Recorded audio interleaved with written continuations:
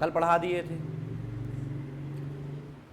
आप लोगों ने नोट्स भी बना लिए हैं, आप लोगों ने एक बार फिर से रिवीजन भी कर लिया है।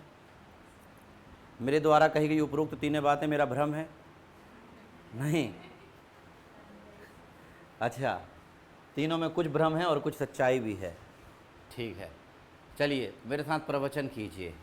उद्यमिता का पहली बार शब्द प्रयोग 18वीं सदी पे रिचर्ड कैंटिलोन ने किया था, जो कि एक फ्रांसीसी मूल के बैंकर थे। खत्म। दूसरे नंबर की बात, एंटरप्रेन्योर इसका अंग्रेजी अनुवाद है, जो कि आगे भी बताओ ढूंढो, फ्रेंच शब्द एंटरप्रीपेंडियर से मिलकर के बना है।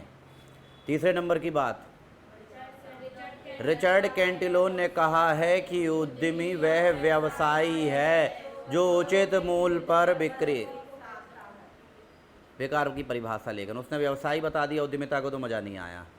बैंकर था तो उसका जो माइंडसेट रहा होगा वैसा ही रहा होगा। चौथे नंबर की बात फिर कर रहे हैं जोसेफ शुम्पीटर, और जोसेफ शुम्पीटर क्या कह रहे हैं? उद्यमिता नव प्रवर्तनकारी कार्य है, आगे जो साहस के माध्यम से जोखिम वहन करने की क्षमता रखता है। सामान्य परिचय था ये, और कोई भी 10 मार्कर का सवाल आएगा तो उस पर हम लोगों को 2 लाइन शुरू में लिखने का मौका मिलता है कि उद्यमिता को हम समझाएं, तो सीधे तथ्यात्मक बात करेंगे अगर ये वाली बात, तो इसी से उत्तर की शुरुआत हो जाए। उद्यमिता का महत्व भी आए तो भी 2 लाइन लिखने का मौका मिलता है, इसी को लिख लेंगे तो चल जाएगा। फिर उसके बाद आपको बेसिक कॉन्सेप्ट बताए थे, यदि ये प्रश्न आ जाए कि उद्यमिता क्या है तो उसके लिए कुछ बेसिक कॉन्सेप्ट बताए थे, या कितने भी आगे जा कर के आप क्वेश्चन पढ़ेंगे या कितने भी तरीके के क्वेश्चन लिखेंगे, उसमें ये बेसिक कॉन्सेप्ट के इन शब्दावलियों का प्रयोग खूब होता है। जिसमें पहली बात ये है कि उद्यमिता, बताओ मेरे साथ जरा, उद्यमिता एक उद्देश्यपूर्ण, क्रमबद्ध, रचनात्मक, नव प्रवर्तनकारी, रचनात्मक एक कार्य है जिसमें एक व्यक्ति या व्यक्तियों का समूह किसी क्षेत्र, राष्ट्र, राज्य आदि में, फिर उसके बाद साहसपूर्ण जोखिम के सहारे समाज की आवश्यकताओं को उजागर करता है और गुणवत्ता और उचित कीमत के सहारे उनकी आवश्यकताओं को पूर्ति करने का प्रयास करता है, और इस उपरोक्त प्रक्रिया में वांछित लाभ पाने की भी चेष्टा करता है। ओके, फिर और आगे, बस इतना ही, और भी कुछ? अच्छा, तो 2 लोगों ने ये कहा था उद्यमिता के बारे में, एक अर्नेस्ट और यंग ने ये कहा था, क्या कहा था? वर्तमान शताब्दी या वर्तमान दौर उद्यमिता का दौर है। और अमेरिकन की ओपन रिसर्च काउंसिल जो बिजनेस को देखती है, उन्होंने कहा है कि अमेरिका में आधे से ज़्यादा शिक्षित युवा, लगभग 60% के आसपास युवा ये पसंद करते हैं कि वो नौकरी करने की बजाय कोई उद्यम प्रारंभ करें। उद्यमिता और व्यवसाय के बीच में मूलभूत अंतर ये है कि व्यवसाय पुराने ढर्रे में चलता है, जबकि उद्यमिता एक मार्केट का नया विचार है, नया थॉट है। उद्यमिता लीडरशिप की बात करता है, जबकि व्यवसायी उस लीडर के अंदर कार्य करने की बात करता है। एक कोटेशन ये भी है कि उद्यमिता के उद्यमी को हम नेता कह सकते हैं और व्यवसायी को खिलाड़ी कह सकते हैं। तो इतना पढ़ लिया, आज दूसरी बार इसको रिवीजन कर लिया। अभी आपके ऊपर और है कि 4-6 दिनों में इन चीज़ों को देख करके इतनी बार पढ़ ले कि जब क़यामत के दिन हम एग्ज़ाम हॉल पे उतरें तो क़यामत के दिन ये ना सोचने को पड़े, क्योंकि एक बार पेन का कैप वहाँ पर खुला और पेन की कैप खुलने के बाद ये याद नहीं आता है कि मैंने पढ़ा क्या है, वो सीधे सीधे जो इंस्टॉल हो गया है ब्रेन में वही काम आता है। तो इसलिए इसको इस लेवल में पढ़ना कि इसको याद ना करें, इसको याद करने की ज़रूरत ना पड़े, ये याद हो जाए, समझ रहे हैं ना? याद करना ना पड़े उस मौके वारदात में, वो ऐसा याद हो जाए कि आप कुछ भी लिखें तो उत्तर यही निकले, आप आधे होश में भी लिखें तो भी उत्तर यही निकले। इतनी बार इसका रिवीजन कर लेना पड़ता है। रिवीजन आपका काम है, उसको किस तरीके से एक बार पढ़ाना है वो हमारा काम है। इसके बाद फिर अपन ने पढ़ा था कि उद्यमिता की अवधारणा। तो उद्यमिता की अवधारणा मतलब उद्यमिता का जो पूरा विचार है, या उद्यमिता को हम किस तरीके से परिभाषित, प्रारंभिक से लेकर के अंत तक के चरण तक उद्यमिता को हम कैसे डिफाइन कर सकते हैं। तो हमने आपको बता दिया था कि उद्यमिता की अवधारणा को मोटे तौर पर दो भागों में डिवाइड कर सकते हैं। एक भाग जो था वो था उद्यम स्थापना के पूर्व, और एक था उद्यम स्थापना के दौरान, पश्चात या और संचालन के दौरान। उद्यम की स्थापना के पूर्व वैसे तो बहुत हद तक व्यक्ति की सामाजिक, पारिवारिक और वैयक्तिक पृष्ठभूमि भी एक महत्वपूर्ण रोल अदा करती है। और फिर उसके बाद यदि वो व्यक्ति के पास आ जाए उद्यम का विचार, तो मस्तिष्क में कुछ ऐसी चीज़ें क्रियाशील हो जाती हैं, जिसमें एक नंबर की बात तो ये है कि जोखिम तो रहता है, लेकिन उस जोखिम को साहस के माध्यम से एक उद्यमी पार करने का प्रयास करता है। फिर तीसरे नंबर पर वो ये देखेगा कि मार्केट में, वो देखेगा कि आसपास के समाज में कौन कौन सी ऐसी वैकेंट जगह हैं, तो वो अवसर खोजेगा। और फिर अवसर खोजने के बाद उस अवसर को, अवसर खोज भर नहीं लेना है, उस अवसर को भुनाना भी है। फिर चौथे नंबर पर नवाचार तो करेगा ही, नव प्रवर्तनकारी प्रक्रियाएं करेगा, और इन सभी चीज़ों के बाद फिर वो ये देख लेगा कि यदि यहाँ आगे बढ़ा जा सकता है तो फिर उद्यम की स्थापना करने के लिए, जिसको हम भौतिक चरण कह सकते हैं, उस तरफ कूच कर जाएंगे। और भौतिक चरण में सबसे पहले पूंजी का कुछ इन्वेस्टमेंट होगा, जिसके द्वारा संस्था का निर्माण होगा। संस्था का निर्माण के बाद वहाँ पर फिर मानव कार्यबल लगेगा, लेबर फोर्स लगेगा, और फिर उसके साथ संगठन बनेगा। उस संगठन पर बेहतर तरीके से कंट्रोलिंग होगी, कंट्रोलिंग के साथ कोऑर्डिनेशन होगा, और इसी नियंत्रण और सामंजस्य के द्वारा फिर उद्यमी आगे कार्यशील हो जाएगा। फिर भी वो देखेगा मार्केट का चयन, कीमतों को देखेगा, गुणवत्ता को देखेगा, अपनी एक अच्छी तरीके से सप्लाई और डिमांड की चेन को इस्टेब्लिश करेगा, और फिर लोगों के बीच में प्रस्तुत हो जाएगा कि ये मेरा प्रोडक्ट है, और इसके साथ वो उच्च उपलब्धि की प्राप्ति कर लेगा। लेकिन इन सब चीज़ों के बीच में ये याद रखिएगा कि वर्तमान दौर में चूँकि इतना ज़्यादा परिवर्तन हर लम्हे, हर पल, हर सेकेंड हो रहा है कि इसकी वजह से उसको अपने आप को अपडेट जरूर करना पड़ेगा, अद्यतन जरूर करना पड़ेगा। जो शिक्षक कोविड के दौर पर अपने आप को टेक्नोलॉजी से अपडेट कर गए, क्या हो गया बताओ? ठीक, तो आप लोग ये लिख लेंगे कि उद्यम की अवधारणा क्या है। लेकिन अभी देखिए, उद्यम की अवधारणा में जैसे हमने आपको लिखवा दिया कि एक शब्द है जोखिम, लेकिन अगर बहुत छोटा सा, मतलब अगर अभी तो पता नहीं है कि 7 मार्क में कितनी जगह मिलेगी, लेकिन यदि पूरा पेज मिलता है, मिल सकता है 60 शब्द में, हो सकता है कि वो पूरा पेज ही दे दें पीएससी वाले। लेकिन यदि पूरा पेज दे देते हैं और आ जाता है उद्यम की अवधारणा, तो आपको इन्हीं चीज़ों का खुलासा करना पड़ेगा, इनके बारे में 2-2, 3-3 लाइनें भी बताना पड़ेंगी। जैसे उद्यमिता की अवधारणा लिखी हुई है, ये उद्यमिता की अवधारणा लिखी है, तो जैसे उद्यमिता की अवधारणा का हम ये आपको बता रहे हैं कि उत्तर कैसे लिखा जाता है। तो उद्यम की अवधारणा में थोड़ा सा 7 नंबर में ऊपर का 2 लाइन उत्तर की शुरुआत करने के लिए उद्यमिता की ही परिभाषा के तौर पर दे देना पड़ता है कि उद्यमिता एक नव प्रवर्तनकारी, उद्देश्यपूर्ण, रचनात्मक और ये वगैरह कार्य है। ये आपकी जगह तो ऐसे ही भर जाएगी यदि एक पेज पूरा लग जाता है। तो यदि एक पेज पूरा लग जाता है तो ये आपकी 2-3 लाइन तो भरी जाएगी। उस पर आप रिचर्ड कैंटिलोन का उल्लेख कर सकते हैं, उत्तर की शुरुआत अच्छी बनती है उससे। फिर सेकेंड स्टेप में क्या करोगे आप कि ये उद्यमिता की अवधारणा, देखिए अगर 7 नंबर का आता है तो शायद ये वाला फ्लो चार्ट बनाने में 3 लाइनें खर्च होती हैं, लेकिन यदि जगह कम रहती है तो आप इसको डायरेक्ट भी लिख सकते हैं एक ही लाइन में कि उद्यमिता की अवधारणा को, इसको समझने हेतु 2 भागों में विभाजित कर सकते हैं। और ऐसा एक एरो बनाएं, एक पर लिखें स्थापना के पूर्व मानसिक अवस्था और स्थापना के पश्चात मतलब भौतिक अवस्था और संचालन की प्रक्रिया। तो ये एक लाइन वो, लेकिन हाँ अगर एक पूरा पेज मिलता है तो फिर 1-2 लाइन का अपन मान करके चलते हैं कि अपन को वो मिलता है, और उसकी दम पर आप ये कर सकते हो कि ये आप बना लो। लेकिन फिर यदि ये आ जाए कि 10 नंबर तुम काहे के लिए यहाँ से वहाँ उछल रही हो मेढक की तरह, क्या हो गया? हाँ अच्छा ठीक है, फिर उसके बाद देख लेना। तो फिर ये आप सब देख लेंगे। फिर इसके बाद तीसरे नंबर पर देखो, मैं ये कह रहा था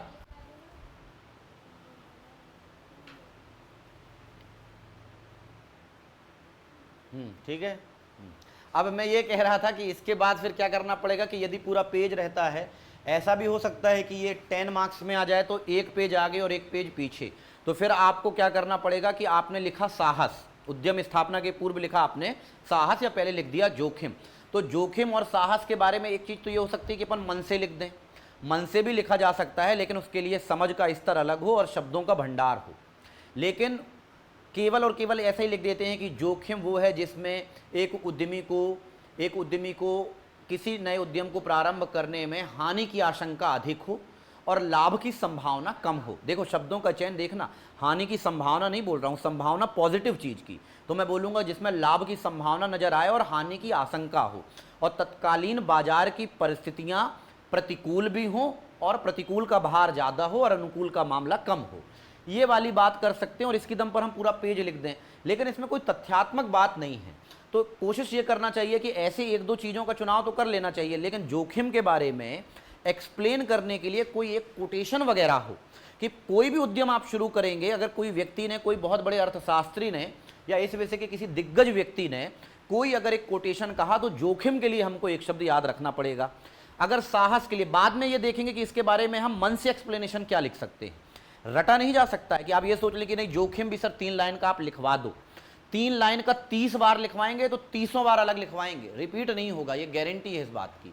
लेकिन हाँ, अगर किसी व्यक्ति ने कोई चीज़ों को कोड कहा, और ये भी याद रखिएगा कि 30 बार घर में अलग लिखेंगे और 31वीं बार कॉपी में अलग लिख करके आएंगे, क्योंकि उस चीज़ को रटा नहीं जा सकता है। और रटेंगे कैसे? इतना बड़ा समुंदर, 1500-1600 नंबर का परीक्षा है, कहाँ से रट लेंगे? हाँ, जोखिम को रट सकते हैं कि भाई जोखिम जोखिम जोखिम, लेकिन इसके अंदर का क्या है, इसका अगर एक आध कोई ऐसा फैक्ट मिल जाए, वो फैक्ट ही आपको रटना है। बाकी चीज़ों को आपको समझना ही है कि जोखिम क्या कहलाता है। तो जोखिम तो अलग अलग तरीके का होता है भाई। जीवन का जोखिम है, जीवन के जोखिम में मरने और जीने का खतरा है। अभी मैं आ रहा था एक एक्सीडेंट में, वहाँ 3-4 मिनट का लगा, अभी मैं वहीं पर मतलब लेट हुआ थोड़ा सा, उस जोखिम की बात नहीं कर रहे हैं। लेकिन उद्यमी के जोखिम, तो अब जोखिम पे ये नहीं खतरा, जोखिम में अपन ऐसे सीधे खतरा, ये नहीं। जोखिम का मतलब ये होता है कि जोखिम वही चीज़ है उद्यमी की दुनिया पर जिसमें लाभ भी हो, हानि भी हो, लेकिन लाभ का भारांश हानि की तुलना में कम हो। जब लाभ होने की संभावना 30% हो, हानि की आशंका 70% हो, उसको हम जोखिम कह सकते हैं। फिर एक और चीज़ ये है कि लेकिन जो ये 30% हानि है, इस 30% हानि को जब एक उद्यमी अपने नवाचार और नव प्रवर्तन से ढकने की कोशिश करता है, इससे पार करने की कोशिश करता है, तब उसी को तो हम नवाचार या इनोवेशन कहते हैं। तो इस तरीके की कुछ शब्दावलियां, ये हम जैसे इसमें तो लिख ही दिए होंगे, लेकिन ऐसी शब्दावलियों में आपको चिंतन करना है। अगर आप ये सोचे कि आइडियल उत्तर दे दो, तो मैं तो लिख के दे दूंगा 18-20 प्रश्नों का उत्तर, 18-20 प्रश्न को लिख करके और बोल दूंगा टाइपिंग करके दे दो इनको और ये हो गया। लेकिन वो लड़के के साथ एक धोखा है। अगर लड़का अपने मन से अगर 3 लाइन उसके बारे में सटीक 3 लाइन नहीं लिख सकता है, और टीचर ने अगर ये नहीं सिखाया कि लड़के को वहां पर एग्जाम हॉल पे परफॉर्म करते समय, क्योंकि वो भूल चुका होता है कि कॉपी में क्या लिखा है, वो भूल चुका होता है कि क्या है, तब वहां पर हमारे द्वारा कही गई इन्हीं बातों के पर्यायवाची या समानार्थी शब्दों के साथ हमारे द्वारा कही गई बातों से मिलती जुलती बातों को अपने दिमाग में पैदा करिए और सोचिए कि इस लाइन की जगह मैं और क्या नया दे सकता हूं। हो सकता है कि आप मेरे से बेहतर वहां पर चीजों को बता पाएं और आपके मन में मेरे से अच्छा कोई ऐसा विचार आ जाए। और ये याद रखना कि चाहे कितना भी बड़ा दिग्गज हो वहां लिखने वाला, मतलब चाहे हमने भी 10-12 किताबें तो लिखी ही हैं, हम भी वहां पर बैठेंगे एग्जाम हॉल में तो हम भी आपके इक्वल ही हैं वहां पर। कभी ये मत मानिएगा कि ये 6 बार मेंस लिखा है तो हाँ उसकी स्पीड वगैरह अच्छा हो सकती है, उसके पास थोड़ा सा अनुभव है, वो टाइम को बैलेंस कर सकता है, मैनेज कर सकता है, किन प्रश्नों में कम समय देकर के पेपर को खत्म किया जाए, कौन सा प्रश्न नहीं बनता है तो उस प्रश्न को खाली छोड़ना है तो किस प्रश्न को और सुंदर कर दिया जाए 2 मिनट का निवेश करके, ये सारी चीजें वो कर सकता है। लेकिन वहां पर जो थॉट प्रोसेस है, यदि आपने उन विचारों को पैदा करने का अभ्यास यहां पर किया है तो आप वहां पर भी कर लेंगे। तो पढ़ने के क्रम पर यह मत मानिएगा कि जोखिम के बारे में ये जो मास्टर ने लिख दिया है ये अंतिम है। ये उस समय के विचार हैं जिस समय पर ये मैटर टाइप में करा रहा था। आज वो विचार और एडवांस हो सकते हैं या उससे कम भी हो सकते हैं। लेकिन मैं ये कह रहा हूं कि जोखिम के बारे पे यदि ये लोगों ने कहा है, फ्रैंक नाइट और रिचर्ड कैंटिलॉन, तो इसका नाम तो आप लोग जानते हो, रिचर्ड कैंटिलॉन, तो आप इनने जोखिम के बारे में क्या कहा है, ये उत्तर अगर व्याख्या करने के लिए अगर मान लेते हैं आधा पेज या आधा से थोड़ा ज्यादा पौना पेज मिलता है, तो रिचर्ड कैंटिलॉन की अगर आप एक लाइन लिखते हो इतना भर, तो फिर आपको अलग से उसको डिस्क्राइब करने की जरूरत नहीं है। और रिचर्ड कैंटिलॉन तो आपका पहले हिस्से पे क्या होना चाहिए, आप इसको मत छोड़िए। ये तो देखिए, एक उद्यमी को अनिश्चितता एवं जोखिम का सामना करना होता है, वही वाली बात है। तो इसको अनिश्चितता के लिए हमने अभी क्या बीते ही 2 मिनट में कह दिया, लाभ की संभावना और हानि की आशंका। बात वही है, बात कुछ नहीं है, बस इसी भाव को दूसरे शब्दों में संजू करके पेश कर दिया। लेकिन यहां पर अगर रिचर्ड कैंटिलोन किसी को याद है, यहां पर फ्रैंक नाइट याद है और इसने इनसे शुरुआत की, तो फिर कहिएगा कि इसका आंसर तो औरों से अलग है, क्योंकि इसने यहां पर तथ्यों का सहारा लिया। और तथ्य क्या कहलाते हैं? जिनको आप गलत साबित नहीं कर सकते। जिन लोगों ने इस विषय को बनाया है, यही लोगों ने इन विषय को बनाया, जिन लोगों ने इन विषय को बनाया, यदि उन्हीं की बात को अगर हम वहां पर प्रस्तुत कर रहे हैं तो उसमें प्रश्न चिन्ह तो नहीं उठने, क्योंकि वो परीक्षक जो है, जो कॉपी चेक कर रहा है, वो भी इन्हीं चीज़ों को पढ़ के आया है। तो अगर ऐसी कोई बात लिख दे तो लिख दें, और अगर अपनी उसके बाद अपना भी उल्लेख कर सकते हैं तो अपना भी कर दीजिए। आपको लगे कि आप रिचर्ड कैंटिलोन से भी बेहतर बात कर सकते हैं तो कर लीजिए, कोई दिक्कत नहीं। कोविड 2 के बाद क्या हुआ था कि कोविड 2 की जब खतरनाक तरीके की वेव आई, ऑक्सीजन की भारी कमी हो गई। अपन देख रहे थे विदेशों से आयात कर रहे हैं, सेना मदद कर रही है। दिल्ली में हड़कंप मचा था कि 2 घंटे को ऑक्सीजन बची है, आईसीयू में बहुत मरीज मर रहे थे, देखे भी हैं अपन 20-20, 25-25।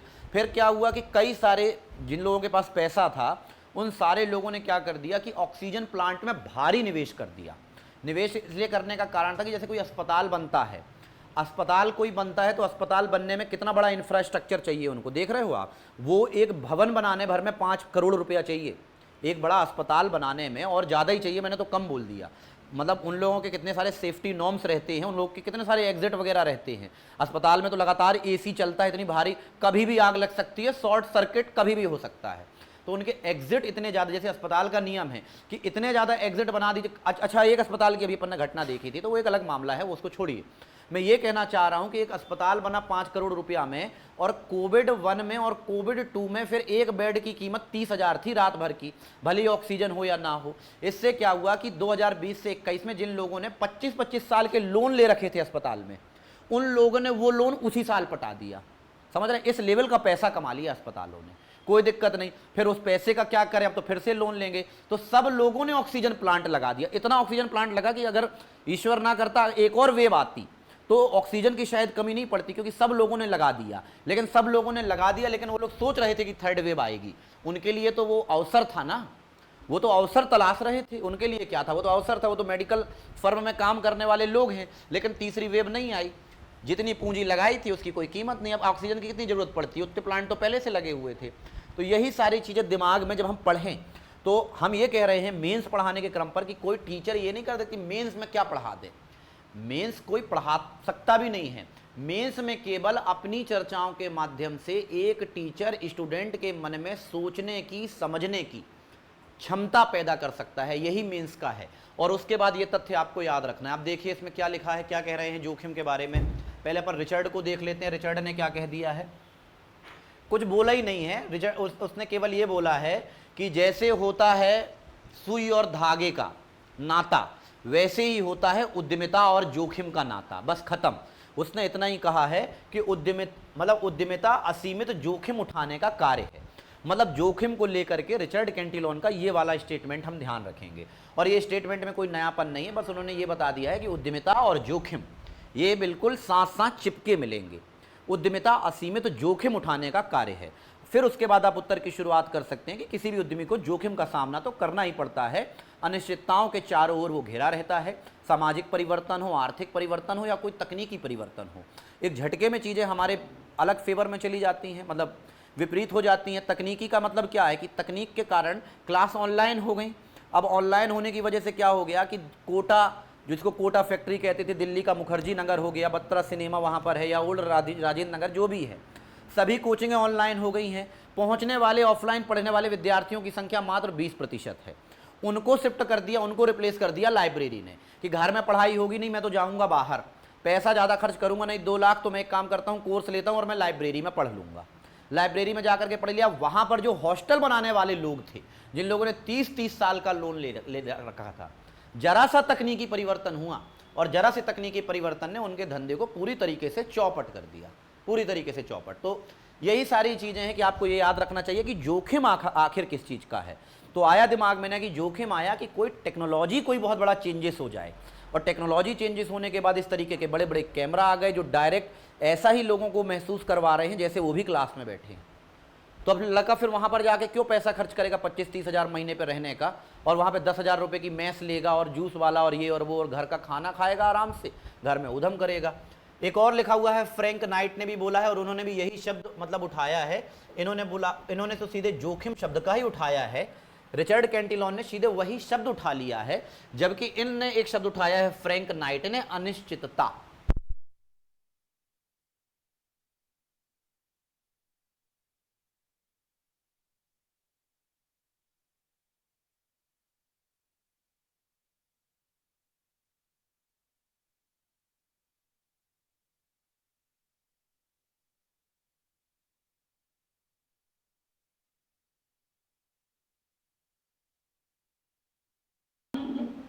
आने लगी, आने लगी, वेरी नाइस, ठीक। तो मैं यही कह रहा था कि फ्रैंक नाइट ने क्या शब्द इस्तेमाल किया है अपनी दी गई बात में, अनिश्चितता। और एक शब्द भर याद रखना पड़ेगा कि उत्तर की शुरुआत के लिए कि फ्रैंक नाइट में क्या लिखा हुआ है, अनिश्चितता। यहां पर प्री वाला टेम्परामेंट ले आओ कि जोखिम में दो लोग हैं, एक है फ्रैंक नाइट और एक है रिचर्ड कैंटिलॉन, और नाइट के साथ क्या लिखा हुआ है, अनिश्चितता, और कैंटिलॉन ने तो वही शब्द उठाया है, जोखिम। और इसके बाद फिर हम इसको भर याद रखेंगे ना, तो आगे की बात हम बना लेंगे कि अनिश्चितता का सामना करने वाले व्यक्तियों का समूह उद्यमी है।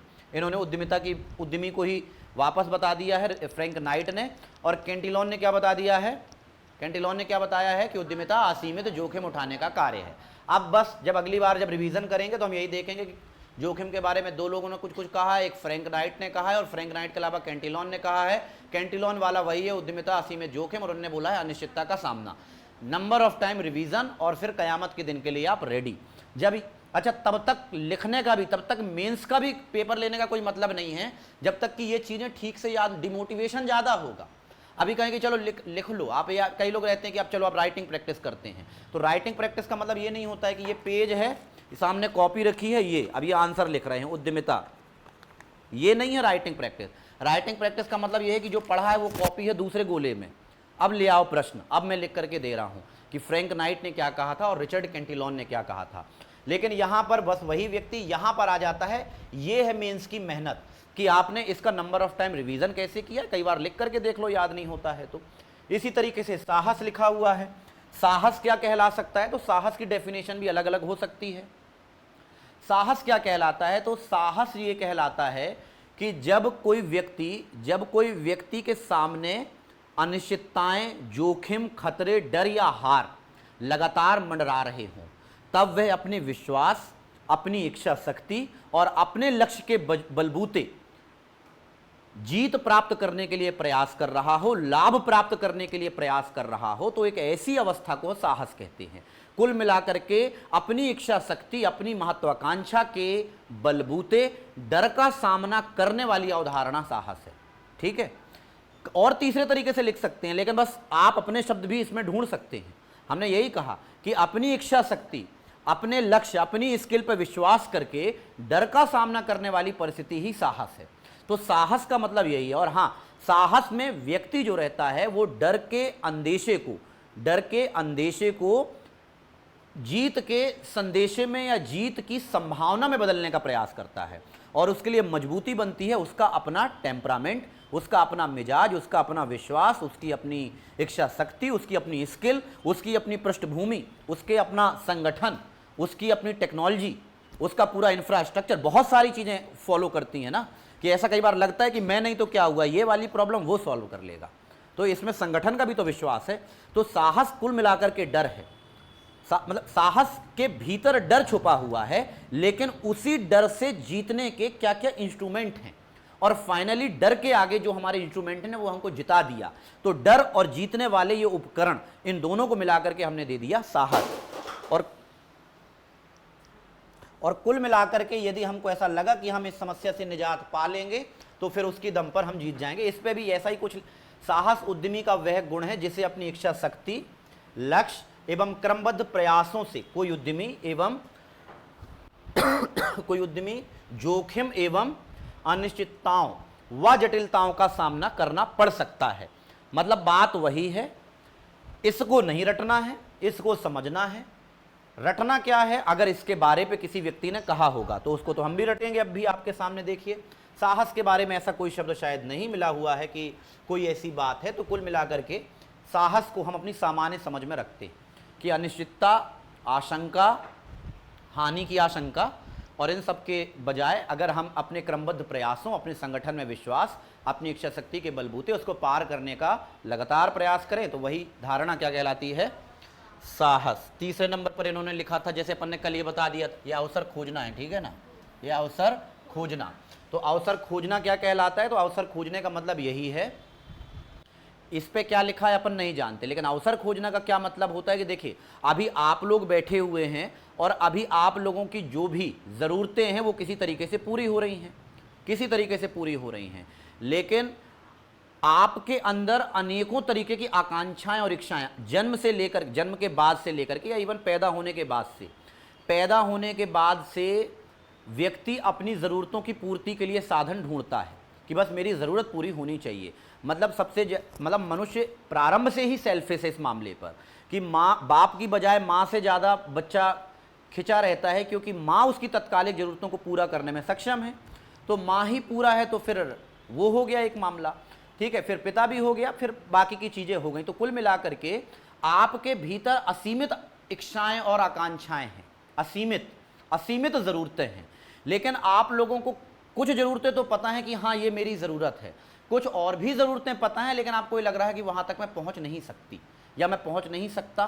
तो ऐसी स्थिति में क्या करना है आपको कि सामने वाले के सामने ये पेश करना है। कई बार अपन मन मार करके चीज़ों को अलग कर देते हैं कि नहीं नहीं ये मेरे लिए रिक्वायरमेंट इसकी है नहीं।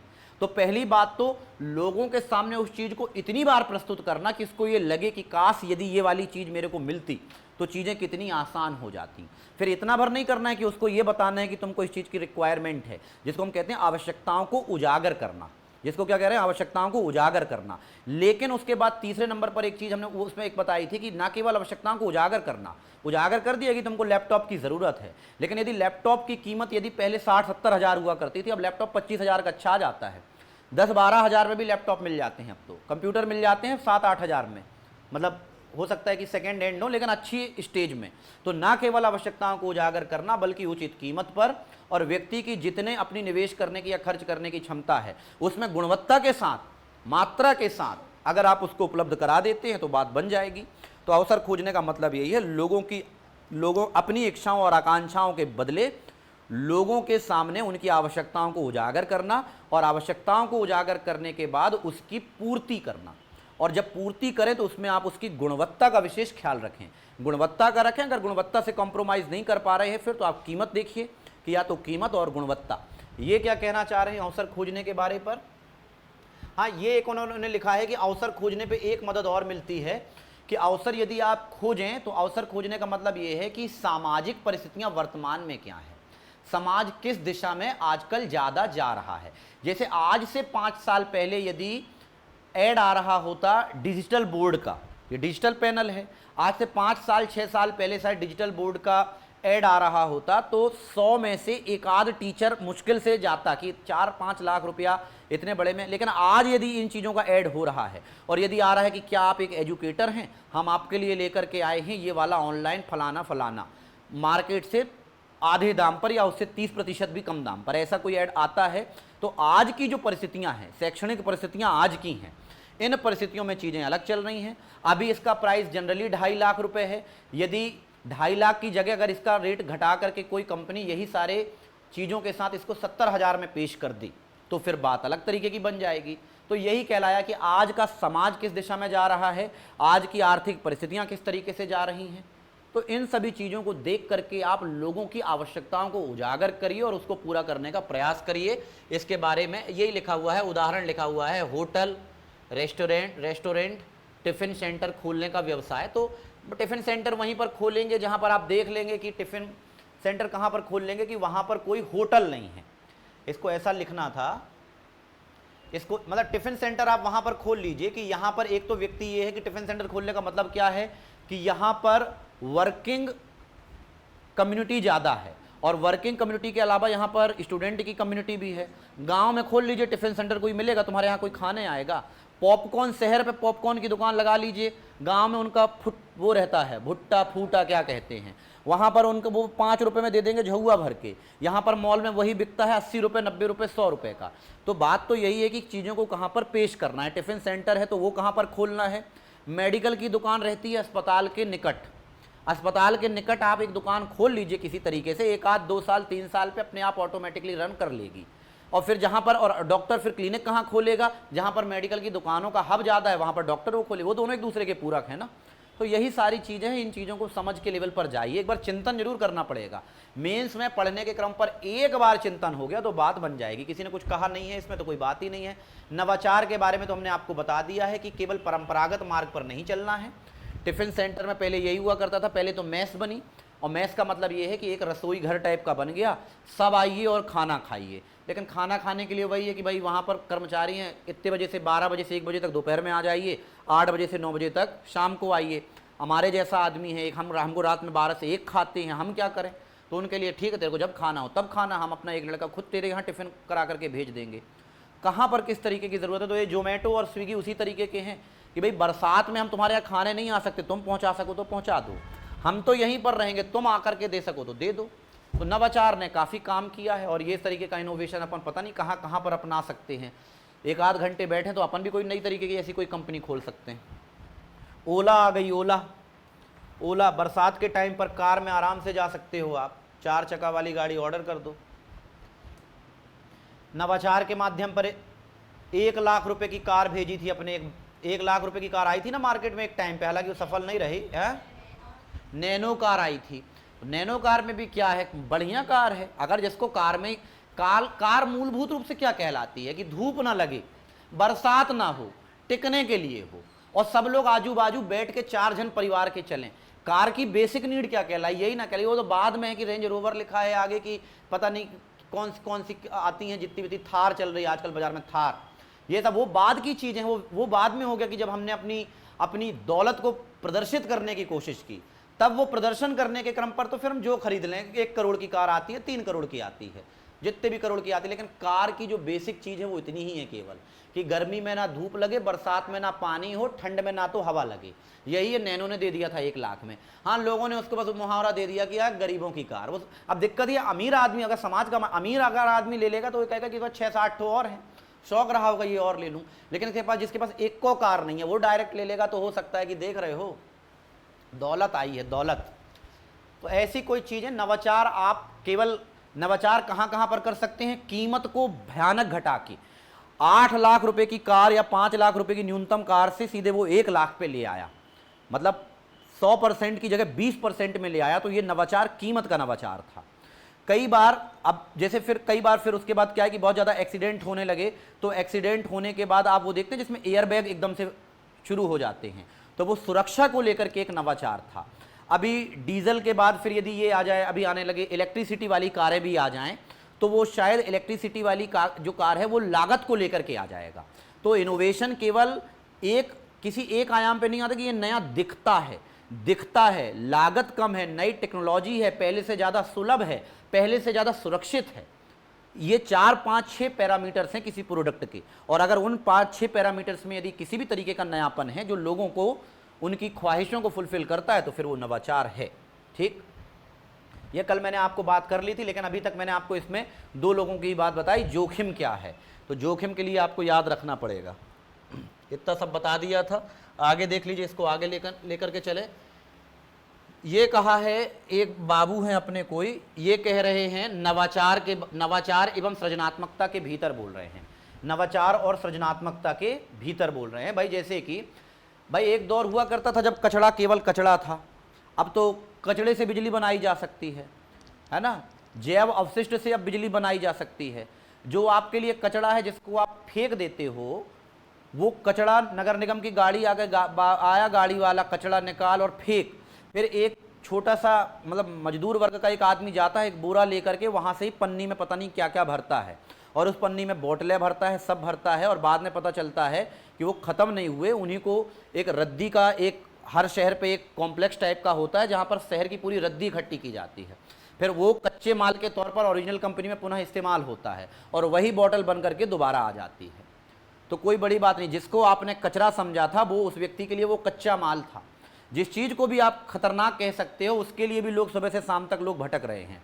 तो इसलिए कहा जा सकता है कि आपके भीतर यदि नवाचार है, यदि आपके भीतर किसी चीज़ को नया बनाने की कला है, तो इसका मतलब ये है कि आप कुछ भी नया कर सकते हैं। इसी नवाचार और इसी सृजनात्मकता की बात को बढ़ाने के लिए इकोनॉमिस्ट पीटर ड्रकर एक लाइन कह रहे हैं, और ये आपके लिए अच्छा लगेगा याद करने में। ये क्या नाम है? Peter Drucker. तो पहले तो ये नाम ही याद रखना पड़ेगा। अभी नाम ही कितने हुए? एक रिचर्ड कैंटिलॉन, एक नाम क्या है? एक नाइट था, कौन सा नाइट था? Frank night. जोसेफ सुम्पीटर।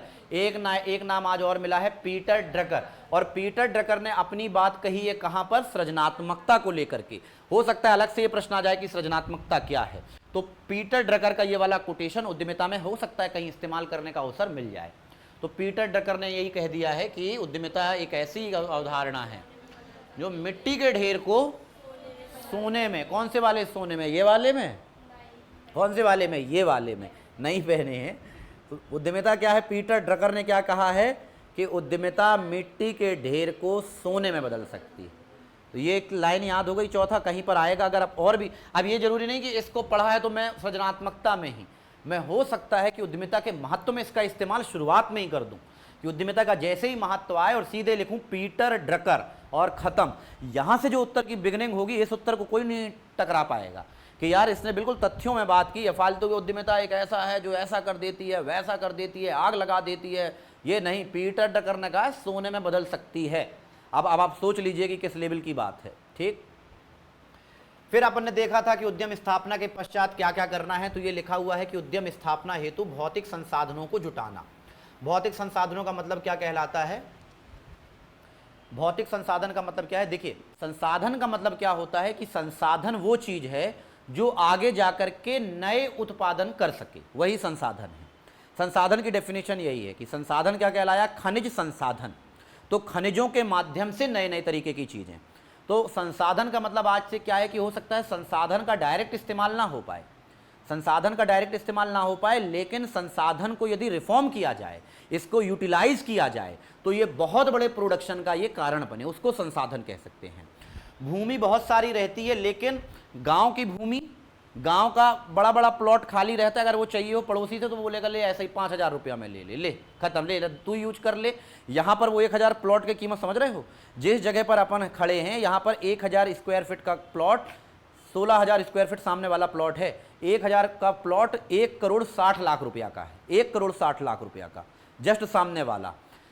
गांव में चले जाइए 1,000 स्क्वायर फीट, वहां पे तो वो उसको ऐसे ही खाली छोड़ देते हैं कि यहाँ पर हमारी बकरियां चरेगी, इसको ऐसे ही खाली छोड़ देते हैं। तो ये कहलाया कि ये भूमि, यहाँ का भूमि एक संसाधन है, और यहाँ के कर भूमि को अगर हम लगा रहे हैं तो यहाँ की भूमि तो वाकई मेरा देश की धरती सोना उगले और पता नहीं क्या क्या उगले।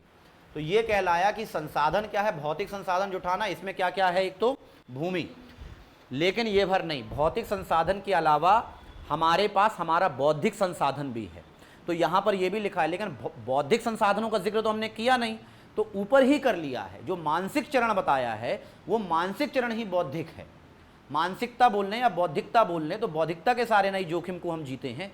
तो भौतिक संसाधन पे आज से 4 चीजें आपको ये याद ही रखना पड़ेगा बाबू, जिसमें एक तो क्या है? भूमि, ये याद रखना पड़ेगा, भूमि। दूसरे नंबर पर क्या है? श्रम। श्रम का मतलब सीधे मजदूरों से है, श्रम का मतलब श्रमिकों से है यहाँ पर। और उसके बाद पूंजी, पूंजी का मतलब कहलाई वित्तीय पूंजी, यहाँ पर वित्तीय पूंजी और मशीन वगैरह, ये भी एक इंफ्रास्ट्रक्चर है, ये आपको याद रखना पड़ेगा। इसके बारे पे मतलब भौतिक संसाधन के लिए एक व्यक्ति है मार्शल, इसका इकोनॉमिस्ट में भयानक नाम आता है। मार्शल ने भी कुछ कहा है। मार्शल ने क्या कहा है? मार्शल ने इन्हीं शब्दों को रिपीट किया है कि उद्यमिता क्या है? तो उद्यमिता कह रहे हैं कि व्यवसाय में। देखिए, इन्होंने किस वाले पक्ष में बात की है? इन्होंने, मार्शल ने मानसिक पक्ष में बात नहीं की, इन्होंने सीधे भौतिक पक्ष में बात की है मार्शल ने। और मार्शल ने सीधे कहा है कि उद्यमिता क्या है? तो मेरी नज़रों में उद्यमिता वह है जिसमें कोई व्यक्ति अपना श्रम, अपनी पूंजी, अपनी योजना और इन संसाधनों का प्रबंधन करने की कोशिश करता है। तो आज से मार्शल के लिए दिमाग में बन जाएगा कि मार्शल के लिए यही है कि उद्यमिता को उन्होंने डिफाइन किया है, और उन्होंने कहा है कि अपने भौतिक संसाधन जैसे कि भूमि, श्रम, पूंजी और अपनी प्लानिंग, योजना में शायद इन्होंने मानसिक पक्ष को ले लिया है। तो ये मार्शल का ये कोटेशन याद रखना पड़ेगा, लेकिन फिर से याद रखना पड़ेगा कि मार्शल की इस बात को मैं फिट कहां पर करूंगा। दिमाग में दौड़ते रहना चाहिए। अभी अभी अभी एकदम से स्पीड नहीं आ जाएगी, एकदम से लिखते नहीं बनेगा। जो पहली बार उत्तर लिखे, वो मैं बार बार की, पहली बार उत्तर लिखने के बाद 100 उत्तर लिख लो और उसको घुमा दो, फाड़ के फेंक दो। 101वां उत्तर ऐसा रहेगा जो आप लिखोगे, और अपने पहले उत्तर और अपने 101वें उत्तर को कंपेयर करोगे तो पता चलेगा कि राइटिंग क्या कहलाती है, कितने सारी नए विचार, अपने आप स्पीड आ जाएगा। और एक चीज़ याद रखना, यदि चीज़ें याद हैं, यदि चीज़ें बनती हैं, यदि आपने उस कॉपी का 6-7 बार रिवीजन किया है, इसका मतलब वो आपसे बनेगा ही बनेगा। अगर रिवीजन नहीं किया है 6-7 बार, अगर आप चीज़ों को एक बार चिंतन प्रक्रिया से नहीं गुजारे हैं, आपका वो विषय कभी मजबूत नहीं बनेगा। चाहे ये मार्शल खुद आकर के पढ़ा दे, ये मार्शल आ जाए और यही बोल दे कि ये है, तो भी वो नहीं सिखा पाएगा, वो आपको ही सीखना पड़ेगा। बस हम ये बता सकते हैं, हम आपको सोचने के लिए कुछ ऐसे छोटे छोटे वायरस छोड़ सकते हैं आपके दिमाग में, ये बस वही वाला काम है। ठीक है, तो मार्शल की डेफिनेशन याद रखना कि मार्शल ने कहा है भूमि, श्रम और पूंजी और योजना बनाने का कार्य जो है वो उद्यमिता है। संगठन का निर्माण, और कोई भी बहुत बड़ी फर्म हो, संगठन बहुत ज़रूरी चीज़ है। संगठन मतलब ऐसे तो हम लोग छुटपुट पे बहुत पहले लड़ते हैं। तुम क्यों इतनी बेकुल और बेसुध हो, क्या दिक्कत है बताओ, कुछ तो बताओ।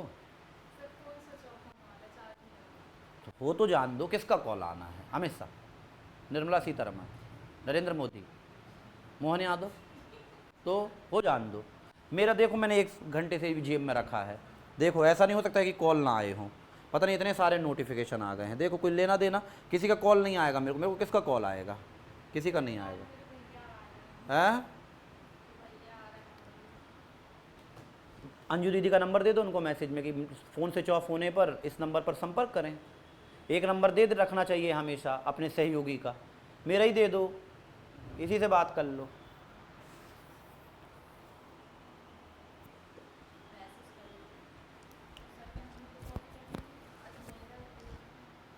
मेरा लिख लो, मेरा ही दे दो कि ऐसे आपात स्थिति पे इनसे बात करें। क्या कह दूं और, हैं? ये देखो उसको याद भी है, 6268511154। चलें आगे, चलें पढ़ लें। अब वो मैं कोई और कॉन्सेप्ट संगठन निर्माण ला रहा था, फिर भूल गया होऊंगा मैं कि क्या पढ़ाना चाह रहा था। हाँ, मैं ये कह रहा था, याद आ गया था, बतियाओ नहीं, मुंडी टकरवा देंगे बहुत बुरी तरीके से, झंझना जाओगी दोनों। हाँ, पीछे वाली ये लड़कियां, ये दोनों ना, ये जब पीछे बैठती हैं बतियाती जरूर हैं, यही संगठन कहलाता है। हाँ, संगठन। अब इधर देख लो रे ढोरो, संगठन की बात कर रहा था मैं। और संगठन क्या कहलाता है, 1857 की क्रांति होती है, और 1857 की क्रांति पर, अब पढ़ तो मैं उद्यमिता रहा हूँ, जा पता नहीं कहाँ रहा हूँ, यही कहलाती है थॉट प्रोसेस। तो मैं 1857 पे भी अपन ने अंग्रेजों को ठीक से लपेट दिया था, कोई दिक्कत नहीं थी लपेटने में। सबने बारी बारी से, जिन्हें रानी लक्ष्मीबाई ने बोला था कि मैं अपनी झांसी दोबारा लूंगी, तो उन्होंने लिया था। अवंतीबाई ने बोला था कि ये कालपी वाला इलाका ये मैं फिर से एक बार जीतूंगी, उन्होंने लिया था रामगढ़ का इलाका। जिसने बोला था सबने कर लिया था। लेकिन बस बात ये थी कि इन लोगों के पास, इन लोग अगर यूनिटी, सबकी यूनिटी क्या थी कि सबकी यूनिटी ऐसी थी कि मेरे को लेना है झांसी, अवंतीबाई कह रही है मेरे को लेना है रामगढ़, वहां पर हजरत महल को चाहिए है लखनऊ, तात्या टोपे का वहां पर अलग, दिल्ली के लिए अलग बहादुर शाह। सब लोगों ने क्या किया, अपनी अपनी चीजों को बचाया। लेकिन यदि ये सारे के सारे लोगों का एक कॉमन तरीके का, शत्रु कॉमन था, शत्रु तो कॉमन था कि अंग्रेजों से ही बचाना है, लेकिन बचाना क्या है ये नहीं पता था। एक्शन सबका एक था, लेकिन उद्देश्य सबके अलग थे।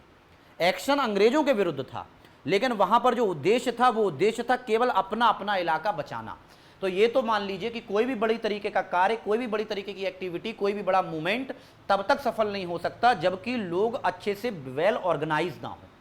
और वेल ऑर्गेनाइज भर ना हो, बल्कि वो उस ऑर्गेनाइजेशन पे, ऑर्गेनाइजेशन भी सफल नहीं हो सकता जब तक कि उसमें एक लीडर ना हो। तो आप ये बोलिए कि संगठन निर्माण, और संगठन निर्माण के अलावा उसमें नेतृत्व होना बहुत जरूरी है। 1885 में फिर 1857 की घटना से अपन लोग फिर सीख लिए, और 1885 में जैसे तैसे सही, इतिहासवेत्ताओं की जो भी दृष्टि हो उसमें अपन लोगों ने एक संगठन तो बनाया, और उस संगठन का नाम यही रखा गया, भारतीय राष्ट्रीय कांग्रेस। मतलब शब्द भी रखा गया आगे भारत, और फिर आगे ये रखा गया राष्ट्र। राष्ट्र का मतलब एक कॉन्सेप्ट है, राष्ट्र का उदाहरणा है। राष्ट्र ये नहीं है कि एक तो मैप बना दिए ये राष्ट्र है।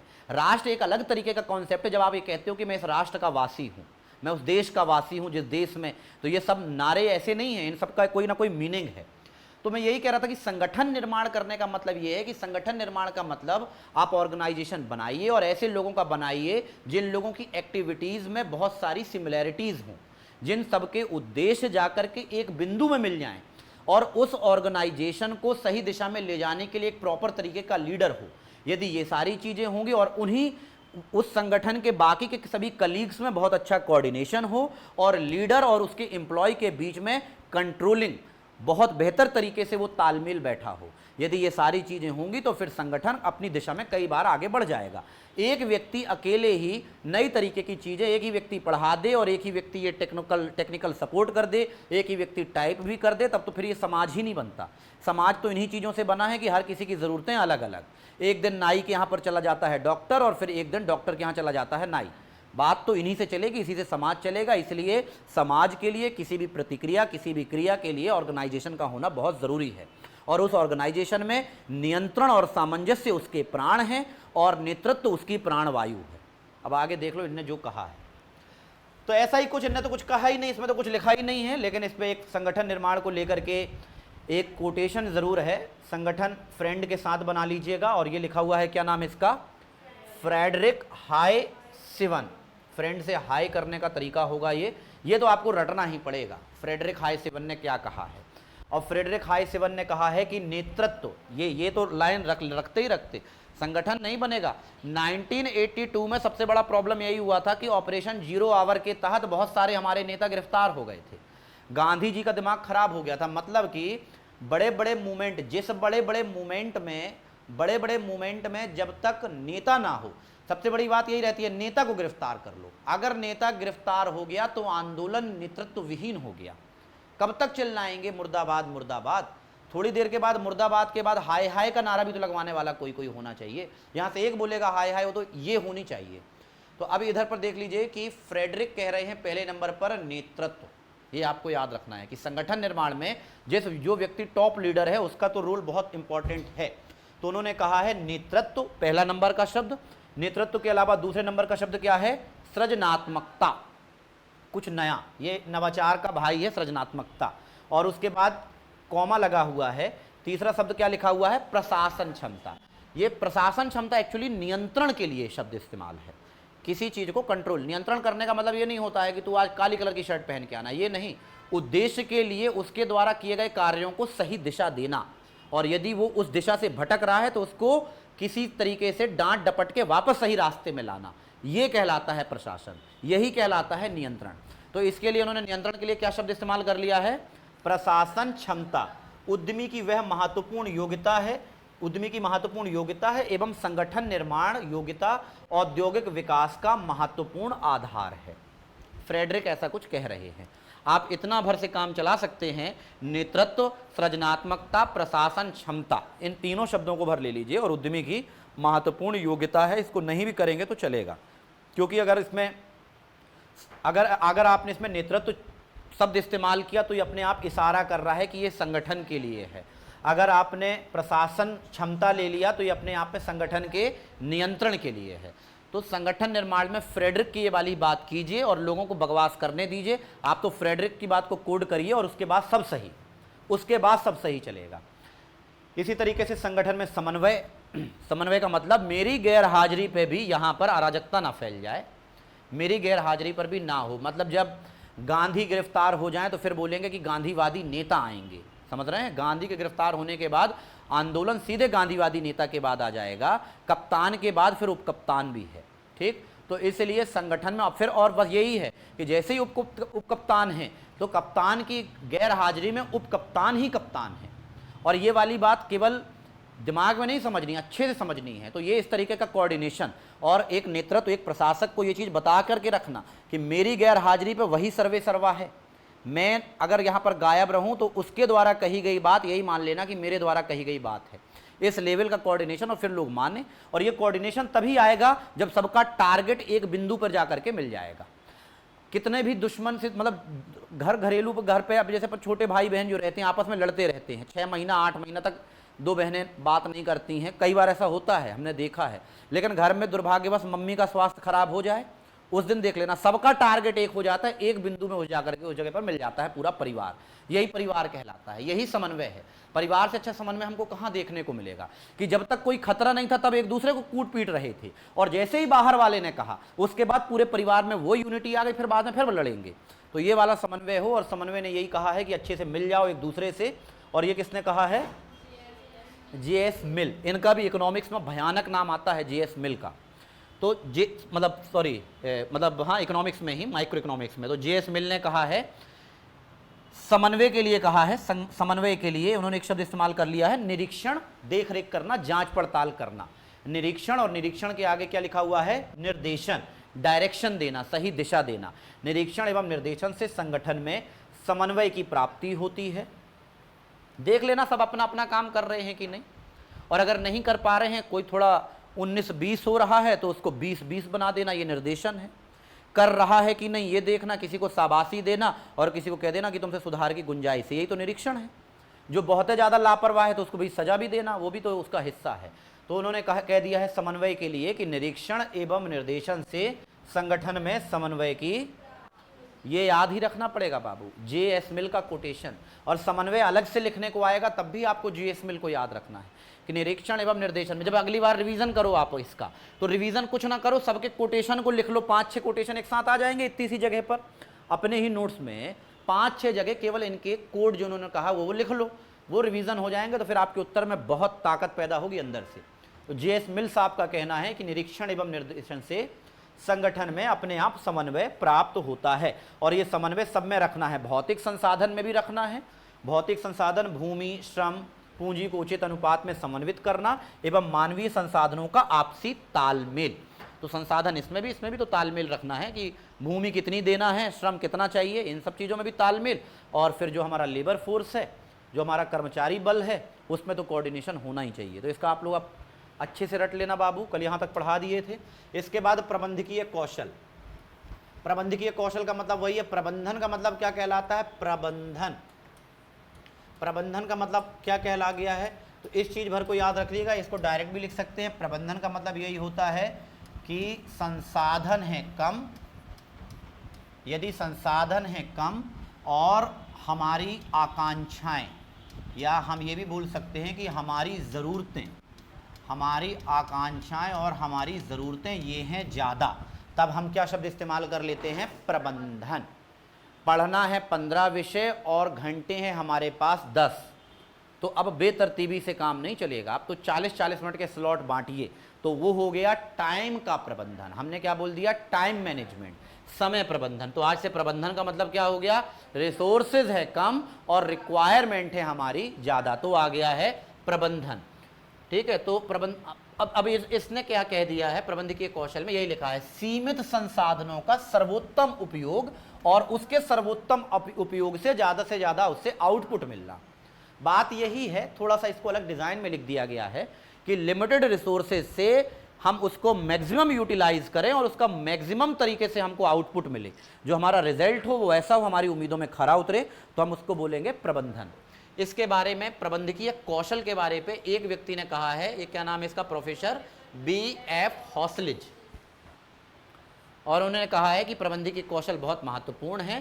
प्रबंधन आपको भौतिक संसाधनों का भी करना है, मानवीय संसाधनों का भी करना है, एवं वित्तीय प्रबंधन लिखा होगा। ये किसका लिखा होगा? एवं वित्तीय प्रबंधन, पैसों का प्रबंधन भी करना है। अभी आप लोग अपनी जीवन में, स्टूडेंट लाइफ में वित्तीय प्रबंधन सबसे ज़्यादा करते हैं। वित्तीय प्रबंधन सबसे खतरनाक रहता है, समय प्रबंधन, वित्तीय प्रबंधन। हॉस्टलर सबसे ज़्यादा वित्तीय प्रबंधन करने में ही चौपट रहते हैं। 4000 रुपया है, कहाँ कहाँ खर्च करूँ, रिचार्ज करूँ या ना करूँ, तो फिर वहाँ पे शुरू होता है रिचार्ज तो करूँगी 799 का, बाकी देखते हैं कि क्या होगा। ठीक है, तो प्रबंधन के लिए आप किसका कथन याद कर लेंगे? B.F. हॉसलिज। और B.F. हॉसलिज ने यही कहा है, क्या कहा है? प्रबंधन में भौतिक, मानवीय और वित्तीय प्रबंधन शामिल है। तो पहले तो इसका नाम रट लेना और फिर उसके बाद ये याद रख लेना। ठीक, उसके बाद नवाचार और नव प्रवर्तन के बारे में शुम्पीटर ने कुछ कहा है, नाटक नहीं बताया इसमें, नाटक हमने लिखवाया भी नहीं कि नवाचार क्या है। अब आप लोग लिख भी सकते हो नवाचार क्या है ना? तत्कालीन सामाजिक, आर्थिक, सांस्कृतिक परिस्थितियों के अनुसार कुछ इस तरीके का उत्पाद प्रस्तुत करना जो लोगों की आवश्यकताओं और आकांक्षाओं को तुलनात्मक रूप से कम कीमत में अधिक गुणवत्ता से युक्त होकर सुलभता के साथ प्रदान किया जा सके, तो ये नवाचार है। कह देना कि नहीं सर हम ऐसा ना लिख पाएंगे, तो भैया मैं ये नहीं कह रहा ना कि आप मेरे शब्द लिखो, मेरे को आप ये मान लेना कि मैं राइटर हूँ, इसलिए मेरी शब्दावली थोड़ी सी वैसी मिलेगी। राइटर होने की वजह से मैं अगर कुछ गलत भी बोलूँगा तो वो भी लगेगा कि वाओ नाइस। आप अपनी भाषा में लिखिए, रट तो पाओगे नहीं, रट तो वैसे भी नहीं सकता, कौन रटेगा, हम तो नहीं रट सकते, हमसे तो नहीं रटा जाता है। आप रट लेना भाई, हमारे वाला रट लेना भी जो हमने बोला। सुम्पीटर को रटना पड़ेगा, ये क्या नाम है इसका, सुम्पीटर। एक बार सुम्पीटर को ऊपर रटे थे, क्या कहा था सुम्पीटर ने, काय की दी थी, उद्यमिता क्या है, नव प्रवर्तनकारी कार्य है, और फिर क्या है, उचित कीमत पर नहीं, हाँ नव प्रवर्तनकारी है, जो कि भूल गए, ठीक है। तुम लोग बताओ जरा, नव प्रवर्तनकारी कार्य है जो क्या करता है, जो स्वामित्व की अपेक्षा नेतृत्व को बढ़ावा देता है। आज का होमवर्क यही रहेगा कि ये पूरे कोड भर याद करके आना। कल अपन जैसे ही मैं शुरू आऊँगा ऐसा करूँगा, आप लोग सुना देना पूरे एक एक व्यक्ति का कोड। नवाचार में उन्होंने शब्द इस्तेमाल तो नव प्रवर्तनकारी ही इस्तेमाल किया है, तो उनका जो कोटेशन है वो कहाँ पर आया है, इसी में आया है ना। उन्होंने अपनी डेफिनेशन में भी तो यही शब्द इस्तेमाल किया है, नव प्रवर्तनकारी और नवाचार एक ही बात है भाई, तो उन्होंने अपनी बात का इस्तेमाल यहीं पर किया है। आप अगर ये याद नहीं आ रही है वही लिख दोगे, कोई पाप थोड़ी है, उद्यमिता नव प्रवर्तनकारी कार्य ही तो है, हम तो उसी को लिख देंगे, इसको तो रटेंगे तक नहीं। अगर हमको लिखने का अवसर आ जाए तो हम तो इसी को लिख देंगे, लेकिन उन्होंने कहा है तो इसको देख लें। वो कह रहे हैं उद्यमिता वातावरण का एक सृजनात्मक एवं, वही तो कह दिया है, नव प्रवर्तनकारी कार्य है, बस नव प्रवर्तनकारी में चीज़ों को बढ़ा दिया कि नया प्रवर्तन या नवाचार किस तरीके से कर सकते हैं, कीमत घटाकर, लागत घटाकर, गुणवत्ता बढ़ाकर, आसानी से उसको बाजार तक पहुंचा करके, ग्राहक तक पहुंचा करके, इन्हीं सभी चीज़ों से कर सकते हैं। तो उन्होंने कहा बाजार में नए परिवर्तन, कोई नई वस्तु बना दीजिए, कोई भी नई वस्तु बना दीजिए, बढ़िया चल जाएगा। नई वस्तु के अलावा और क्या कर दीजिए, नया उत्पादन कर दीजिए। अब आजकल के जैसे पहले जो रेनकोट आया करते थे, पहले के रेनकोट में ये नहीं हुआ करता था कि मोबाइल, आजकल के रेनकोट में मोबाइल के लिए विशिष्ट पैकेट आ रहे हैं। नया रेनकोट लोगे तो विशिष्ट, अगर आप जाओगे बाजार कितने भी देख लो, लेकिन वो वाला जिसमें बोलेंगे कि इसमें आपका जो मोबाइल, जो जिसको लंबा ट्रैवल बाइक से रोज ही करना है, और पता चल जाए कि अभी एक आध महीने में तो कई बार लगेगा, तो हो सकता है कि वो 50-60 रुपये ज़्यादा हो, लेकिन अगर वहाँ पर एक बहुत अच्छा वाटर प्रूफ वेल बहुत अच्छा वाला अगर पॉकेट मिल जाए मोबाइल के लिए, तो उसका वो मार्केट में सामान बिक जाएगा ऑटोमेटिकली। ये लीजिए मोबाइल के लिए चार्ट, 2 मोबाइलों के लिए 2 पैकेट हैं इसमें। तो यही है नए परिवर्तन, नई वस्तु, नया उत्पादन, वितरण की विधि, कि ये कितनी आसानी से डिलीवर्ड है। वितरण की विधि जैसे आजकल कोचिंग हाइब्रिड मॉडल, कि आप ऑनलाइन भी ले लीजिए और ऑफलाइन भी। तो अगर आप लड़का जाएगा एडमिशन तो ये बोलेगा कि अगर मैं एक दिन क्लास ना आ पाई तो क्या मेरा उस दिन आप पढ़ाने की क्षमता रखते हो। तो ये वितरण की विधि थोड़ा आसान हुई कि नहीं हुई। तो यही है नई वितरण विधि। और नई वितरण विधि के अलावा नया तरीके का मार्केट, नया बाजार तलाश लेना, नया बाजार तलाश लेना ये भी है एक। नए बाजार के अलावा और क्या कर सकते हैं, नई कोई टेक्नोलॉजी आ जाए, इन सब चीज़ों पे दिमाग लगाते रहना चाहिए एक उद्यमी को, कि क्या कोई नया मार्केट है, क्या कोई नई तकनीक को अपनाया जा सकता है, क्या वितरण की कोई सिस्टम को बदला जा सकता है। आजकल देख लीजिए, आजकल वितरण विधि, आजकल वो वाली दुकानें ज़्यादा सफल हो रही हैं जो होम डिलीवरी कर रही। कोविड के टाइम पर होम डिलीवरी का प्रचलन आया था, फिर उसके बाद मेडिकल दुकानें अब होम डिलीवरी करने लगी हैं, सभी तरीके की जितनी ये किराने की दुकानें हैं ये होम डिलीवरी करने लगी हैं। और फिर तो बाद में फिर पता चला कि अब तो अमेजॉन और फ्लिपकार्ट और इन सब ने तो मार्केट को वैसे भी तहस नहस कर दिया। अगर फुटकर विक्रेताओं के पास जाओगे, जो फुटकर विक्रेता जो दुकान में है, उनके लिए सबसे बड़ा दुश्मन है अमेजॉन, फ्लिपकार्ट। लड़का वहाँ पर तत्काल वही ब्रांड डालता है, रेट देखता है, कह देता है ये यहाँ पर ये गड़बड़ है, तो चीज़ें ऑटोमेटिकली। तो टेक्नोलॉजी तो नई नई आपको अपनाना ही पड़ेगा, लेकिन वो लोग भी अब रेट अमेजन का रोज़ देखते हैं और फिर अपना रेट डिसाइड करते हैं, क्योंकि अमेजन फ्लिपकार्ट के रेट थोड़ा से कम रहते हैं। तो इन्हीं सभी चीज़ों को देख करके थोड़ा सा आप नवाचार और नव प्रवर्तन करिए। कोई नया मार्केट खोलिए। तो मोमो ने समोसे का धंधा चौपट कर दिया, चाट का धंधा चौपट कर दिया। मेट्रो बस आई थी तो ऑटो वाले रोने लगे थे। मेट्रो बस जब शुरू में शहर में परिचित हुई, अपने जबलपुर में ही 2007-8 की शायद बात है या उसके पहले की बात है मुझे। फिर उसके बाद ये जो उस समय ऑटो वालों की ज़बरदस्त चला करती थी। ऑटो वाले, मैं भोपाल कई बार गया और भोपाल में स्टेशन से होटल तक के लिए उन लोगों की यूनिटी है, वो सब ऑटो संघ, भोपाल ऑटो संघ। कोई भी व्यक्ति 3 किलोमीटर में 80 रुपया से कम पैसा नहीं लेगा। अब जब सबने यूनिटी बना ली 80 रुपये से कम नहीं, तो आपको तो जाना है ना, 80 रुपये दे करके जाओगे। ओला आया, खटाक से डाले वल्लभ भवन जाना है, लिख करके आ रहा है 32 रुपये। ऑटो वाले से बोल रहे कि इसको आने में लगेगा 1 मिनट, लेकिन मैं 1 मिनट इंतजार करना नहीं चाहता। ये ले रहा है 32 रुपये और तुम छोड़ दो 30 रुपये में। छोड़ना है तो छोड़ो, नहीं तो ओला आ गई, उसका रेट डाउन हुआ, उसने बोला भाई 40 दे देना। यही सारी चीज़ें, यही नई टेक्नोलॉजी, यही तो आपको सिखा रहा है। और ये उद्यमिता केवल व्यापार में नहीं, अपनी पढ़ाई में भी कर सकते हैं, अपनी पढ़ाई में भी कर सकते हैं, अपने रिश्तों में भी कर सकते हैं, रिलेशनशिप में भी उद्यमिता स्थापित हो सकती है। कहाँ नहीं हो सकती है? नई तकनीक, नया बहाना। आज थोड़ा सा नया बहाना बना देते हैं, उसमें क्या है।